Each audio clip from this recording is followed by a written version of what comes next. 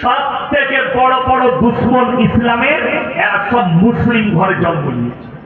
যদি বলেন নাম বলেন, আঙ্গুলে করে গুনতে থাকুন, নামগুলো বলে যাচ্ছে। 1 নম্বর তসলিমা নাসরিন, হিন্দু ঘরে না মুসলিম ঘরে? তাড়াতাড়ি বলবেন। মুসলিম ঘরের মেয়ে।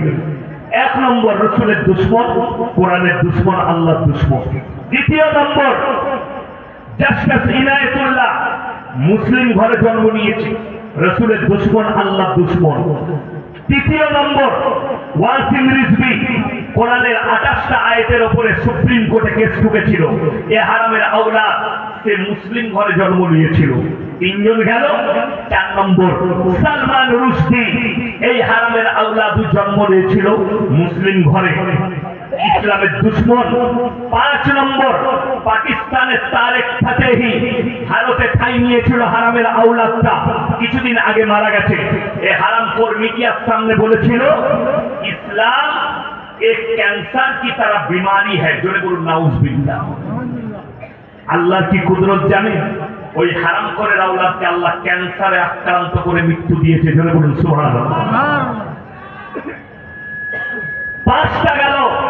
6 নম্বরটা শুনেলেন, নতুন এক হারামখোরের আবির্ভাব ঘটেছে, সে দেশ ছেড়ে পালিয়েছে। বাংলাদেশের আসাদ নূর বলেছেন, প্রতিনিয়ত ফেসবুক আর ইউটিউব লাইভে এসে রাসূল সাল্লাল্লাহু আলাইহি সাল্লামকে গালি দিচ্ছে, ইসলামকে গালি দিচ্ছে। এগুলো সব মুসলমান ঘরে জন্ম নিয়েছে। কারণ কি? এই জায়গায় কি করে পৌঁছালো? তাদের মা বাবা তাদেরকে দ্বীনি শিক্ষা দেয়নি। আমি জানি, দোয়া করি যারা এই আলামিন মিশন গুলো তৈরি করেছে তাদের জন্য আমার মন থেকে দোয়া, যে মুসলিম ছাত্রদের, আমাদের ছেলে মেয়েদের ঈমান গুলো রক্ষা পেয়েছে। আপনার পয়সা খরচটা বড় জিনিস নয়, আপনি বেঈমান কাফেরের কাছেও আপনার সন্তানকে ইংলিশ মিডিয়ামে পড়িয়ে পয়সা খরচ করছেন। আমার বর্ধমান টাউনের খবর, আমি পাড়ার নাম বলবো না, এক ভদ্র মহিলা আমাকে ফোন করলেন, হুজুর আমি নামাজ পড়ি, তাহাজ্জুদ গুজার, আমি খুব পরেজগার, আমার যার সঙ্গে বিয়ে হয়েছে, আমার স্বামী হচ্ছে স্কুলের টিচার, হাই স্কুলে পড়াশোনা করেছে রামকৃষ্ণ মিশনে। সকালবেলায় উঠে, নামাজ তো পড়েই না, সকালবেলায় উঠে গোসল করে আগে রামকৃষ্ণর মূর্তিতে পুজো করে তারপরে স্কুলে যায়। জোরে বলুন নাউজুবিল্লাহ। আপনার জানা আছে শরীয়ত। এই ছেলে, আমি বললাম এটা যখন প্রকাশ পেয়ে গেছে, এ যদি মারা যায়, এই মাস্টার যদি মরে যায়, আল্লাহর কসম করে বলে যাচ্ছি আর জানাজা পড়া যাবে না, এর লেগে দোয়া করা যাবে না, দাফন কাফন করা যাবে না। এটাই মুসলমান জানে না। আজকে বড় কষ্ট লাগে কি জানেন? আমাদের ছেলেরা, আমরা ভেবেছি এই কোরআনটা আল্লাহ পাঠিয়েছে শুধুমাত্র মানুষ মরে গেলে কোরআন খানি করে জান্নাতে পাঠাবার জন্য। আপনি ভেবেছেন এই কোরআনটা আল্লাহ পাঠিয়েছে শুধুমাত্র কবর জিয়ারত করার জন্য।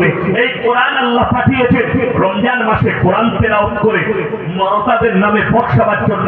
শুধু এই জন্য কোরআন আসেনি। কোরআনকে জিজ্ঞেস করুন, কোরআন তোমাকে কেন পাঠানো হয়েছে? কোরআন নিজে উত্তর দিচ্ছে, আলিফ লাম রা, কিতাবুন আনজালনাহু ইলাইকা লিতুখরিজান নাস মিনাজ যুলুমাতি ইলান নূর। আমাকে পৃথিবীর বুকে পাঠানো হলো যে সমস্ত মানুষ অন্ধকার জগতে আছে তাদেরকে আলোর পথ দেখাবার জন্য। জোরে একবার বলুন সুবহানাল্লাহ। এখানে কোন কমিউনিটির নাম আল্লাহ লাইনি, কোন ধর্মের মানুষের নাম লাইনি, শুধুমাত্র বলেছেন পৃথিবীর মানুষের যারা অন্ধকার জগতে ঢুকে আছে আলোর পথটা দেখাবার জন্য আমাকে পাঠানো হয়েছে। আর আপনি ব্যবহার করছেন শুধুমাত্র কোরআন খানি করে জান্নাতে পাঠাবার জন্য। শুনেলেন? আমি বলবি শওকতের বেটা কারিয়াসিন বলে যাচ্ছি, এতগুলো উলামা বসে আছে। কিয়ামতের দিনে আপনারা যারা মনে করছেন এই বক্তারা একটার পর একটা আজকে বায়ান করছে, এক শ্রেণীর আলেম কিয়ামতের দিনে কঠিন পাকড়াও হবে। যারা সমাজকে ধোঁকা দিয়েছে, প্রতারণা করেছে, প্রবঞ্চনা করেছে, এরা পাকড়াও হবে। আপনারা সমাজের লোক প্রশ্ন করে কি জানেন? হুজুর কোন মৌলবীর কথা শুনবো? একটা শুনবো না অর্থ শুনবো? আমি বলে যাচ্ছি, কারো কথা শুনবেন না। যদি বলেন কি শুনবো? সকালবেলায় সবজি বাজার যান না মেদিনীপুরে সবজি বাজার নাই আছে? আচ্ছা, এমন কোন লোক আছে সবজি বাজারে গিয়ে কানা বেগুন কিনে? আপনি বেগুনটা ঘুরিয়ে দেখে দিবেন। কেউ যদি কানা বেগুন কিনে নিয়ে আসে, বউ কি বলবে? তুমি কানা নিজেই বলবে, বলবে না? বলবে না। বউ তোমাকে কানা বলবে। তুমি বেগুনটা 3 বার 4 বার ঘুরিয়ে দেখে দিবে যেন বেগুনটা কানা না হয়। টমাটোরটা দেখে দিচ্ছ, মালটা যেন গলা না হয়, একটু শক্ত নিতে হবে, ভালো মালটা নিতে হবে। মাছ কিনলে মাছের পেটটা টিপে দেখে দিচ্ছ। তুমি পচা মাছটা চিনতে পারলে, কানা বেগুন চিনতে পারলে, পচা টমাটো চিনতে পারলে, আর কানা হুজুরটা চিনতে পারোনি। তোমার বিবেক তোমাকে চিনাই, সমাজকে ধোঁকা দিচ্ছে। শুনেলেন? আজকে তো কষ্টটা কোথায় জানে? পরিষ্কার বলে যাচ্ছি, মানুষ মারা গেলে 3 বোতল মদ খেয়ে অ্যাক্সিডেন্ট হয়েছে। কোথায়? বলে চৌরঙ্গি হাই রোডে অ্যাক্সিডেন্ট হয়েছে। চৌরঙ্গি হাই রোডে অ্যাক্সিডেন্ট হয়েছে। বলে চিন্তা নাই, কি ব্যাপার? বলে বর্ধমান থেকে ইয়াসিন হুজুরকে নাইলে জয়নাল ভাইকে দাওয়াত দিয়ে দিয়েছে, হুজুর মিলাদ পড়াবে।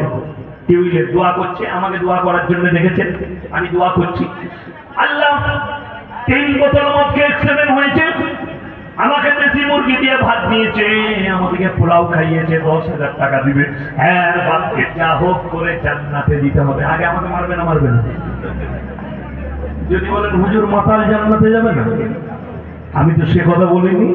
কিন্তু শুনেন, সারা জীবনটা মদের ঘাঁটিতে কাটিয়েছে, ভাটিতে। সারা জীবনটা গাঁজার ভাটিতে কাটালো। সারা জীবন মুশরিক হয়ে জীবনটা কাটিয়ে দিল। জীবনে আল্লাহ আল্লাহ রসুলের নাম নেয়নি, জীবনে আল্লাহর ঘরে প্রবেশ করেনি। আর আপনি মনে করছেন মৌলবীকে দাওয়াত দিয়ে জান্নাতে পাঠিয়ে দেবো? ওটা কে পাঠাবে? ওল আলু মৌলবী আনতে হবে, সে জান্নাতে দিয়ে দিবে, টাকা দিবি। কোরআন পূরণের পরে কোন হুজুর কটা পাকড়াও হবে।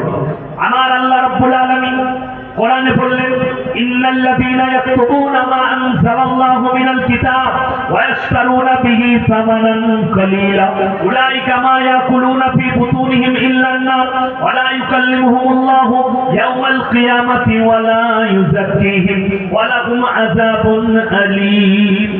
হে আমার নবী, পৃথিবীর মানুষকে বলে দাও, যারা আমার কোরআনের আয়াতকে লুকিয়ে দেয় নিজেদের পেট চালাবার জন্য, ওই হুজুররা নিজেদের পেটেতে আগুন ছাড়া আর কিছু ভরে না। আমি আল্লাহ রাব্বুল আলামিন কিয়ামতের দিনে দিয়ে কঠিন আযাবে মুবতালা করে দেব, তারা পাকড়াও হবে। আপনি মনে করছেন ইয়াসিন ভাইকে দাওয়াত দিয়েছি, আচ্ছা আপনি ভেবে দেখুন, আপনার ছেলে মাতাল, আপনার ছেলে গাঁজাখোর, আপনার ছেলে মদের ভাটিতে মারা গেছে, আপনার ছেলে বেঈমান হয়ে মারা গেছে, প্রকাশ পেয়েছে, আপনার ছেলে নাস্তিক। আরে আমাদের সমাজে তো ইমামকে নাস্তিকেরও জানাজা পড়াতে হয়, নাস্তিকেরও জানাজা পড়াতে হয়, হয় না? হয় না? কিন্তু শুনেলেন, যদি প্রকাশ পেয়ে যায় এই লোকটা সারা জীবন মদের ভাটিতে, এ বাবা 2টো মোবাইল কাটাতে নিষেধ করেছে, মদের ভাটিতে জীবন কাটিয়েছে, গাঁজার ভাটিতে, বেঈমান আর কুফরিতে জীবন কাটিয়েছে। আপনি বলছেন হুজুর দোয়া করে পার করতে হবে। খুব সূক্ষ্মভাবে বুঝাচ্ছি, কোরআন হাদিস দিয়ে বুঝাচ্ছি আপনাকে। আপনার ব্রেন থাকলে বুঝবেন, আর যদি না মনে হয়, আপনার ভালো একটা হুজুরকে দাওয়াত দিয়ে মাতালকে আপনি জান্নাতে পাঠাবেন, কোনো অসুবিধা নেই। কিয়ামতের ময়দানে মুলাকাত হবে আপনাদের সাথে, কিয়ামতের ময়দানে দেখা হবে, কোনো অসুবিধা নেই। চলুন আপনাদেরকে বোঝাই, পৃথিবীর মধ্যে আল্লাহ রাসূল সাল্লাল্লাহু আলাইহি সাল্লামের থেকে শ্রেষ্ঠ ব্যক্তি আর কেউ ছিলেন? কথা বলবেন? কিয়ামত পর্যন্ত কেউ আসবেন? আসবেন না। চলুন, আমার নবী বিশ্ব নবীর কাছে খবর এলো, ইয়া রাসূলুল্লাহ, আপনার চাচা জান মৃত্যুর শয্যায় শুয়ে আছে, চাচা মারা যাবেন। নবীজি গিয়ে চাচার কাছে হাত দুটো ধরে বললেন, চাচা গো, একবার খালি কলমাটা পড়ে দাও, আমি আল্লাহর কাছে কেঁদে কেঁদে তোমার জন্য ক্ষমা চাইব। নবীজির চাচা অস্বীকার করলেন, ভাইপো, আমি যদি বার্ধক্যে কলমা পড়ে নিই, লোকে বলবে মৃত্যু ভয়ে কলমা পড়েছে, অর্থাৎ আমি কলমা পড়তে পারবো না।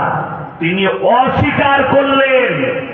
অস্বীকার করার পরে খুব দুঃখের সঙ্গে বলছি, নবীজি সাল্লাল্লাহু আলাইহি সাল্লামের চাচা দুনিয়া থেকে চলে গেলেন। আল্লাহ আয়াত পাঠালেন নবীজির কাছে, ইন্নাকা লা তাহদি মান আহবাবতা ওয়ালাকিন্নাল্লাহা ইয়াহদি মান ইয়াশা। সকলে বলুন হিদায়াতের মালিক কে? আরো জোরে বলুন কে? একমাত্র আল্লাহ রাব্বুল আলামিন। আল্লাহ বললেন, হে আমার বিশ্বনবী, হিদায়াতের দপ্তরটা আমার আল্লাহর হাতে। তুমি যাকে ইচ্ছা করো তাকে হিদায়াত দিতে পারো না, আমার ইচ্ছা নেই। তোমার চাচা কলমা পড়তে পারবে না, রাসূলের চোখ দিয়ে পানি। চাচা যান চলে গেলে দুনিয়া থেকে। আল্লাহর হাবিব আল্লাহর কাছে হাত তুলে বসলেন আর কি বললেন? ও আল্লাহ, তুমি আমাকে যতদিন না নিষেধ করছো, আমি আমার চাচার জন্য কেঁদে কেঁদে তোমার কাছে ক্ষমা চাইব। নবীজি কাঁদতে লাগলেন আল্লাহর কাছে। আল্লাহ আবার আয়াত পাঠালেন।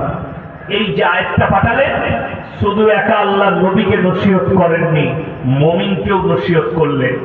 মা কানা লিন নবী ওয়াল্লাযীনা আমানু আন ইস্তাগফিরু লিল মুশরিকিন ওয়ালাউ কানু উলি কুরবা। হে নবী এবং মুমিনরা শুনে নাও, যারা মুশরিক হয়ে বেঈমান কাফের হয়ে মারা গেছে তাদের জন্য দোয়া করতে পাবে না, যদিও তারা তোমাদের নিকটতম আত্মীয় হয়।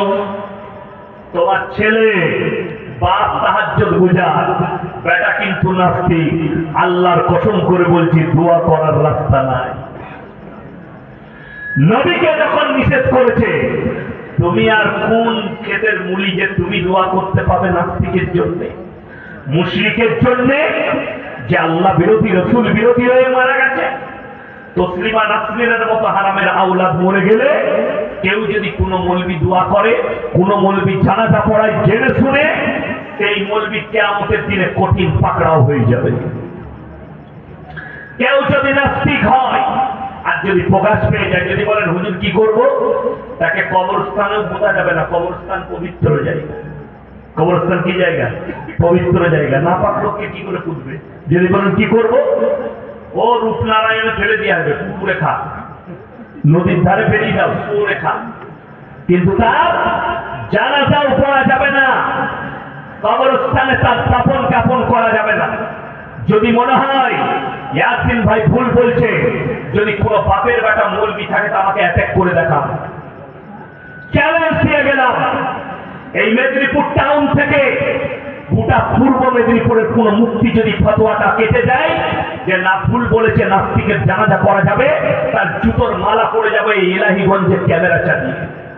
তার জানাজাও পড়া যাবে না, তার কবরস্থানে দাফন কাফনও করা যাবে না, যদি নাস্তিক প্রমাণ হয়ে যায়, প্রকাশ হয়ে যায়। আপনি কি মনে করেছেন ইসলামটা বাপের ঘরে যায়নি? আল্লাহ দিনকে সহজ করেছে, তোমরা কঠিন করে নিয়েছো।